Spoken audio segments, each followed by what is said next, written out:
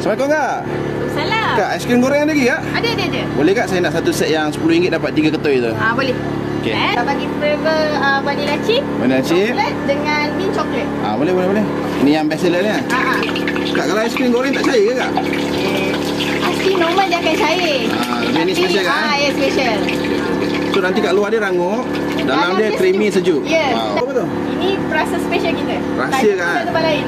Kak, saya teringin nak tengok dalam ni kak. Boleh buka satu kak? Kita buka satu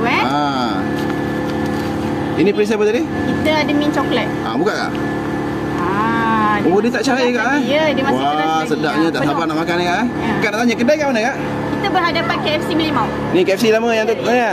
Habis buka setiap hari kak? Kita buka Jumaat, Sabtu, Ahad daripada pukul 5 petang sehingga pukul 11 malam. Ini croffle kan? Ya, croffle. Dia punya roti ni macam croissant kak? Dia croissant. Croissant. Lepas tu di wafer kan? Ya, jadi dia akan jadi rangup crispy macam croissant lah. Kita nak masukkan dia punya popsicle. Nanti boleh pegang macam aiskrim lah. Ya. Yang akak buat ni perisai apa kak untuk saya ni? Hazelnut almond. Hazelnut almond. Kalau macam ni berapa ringgit kak? RM8. RM8.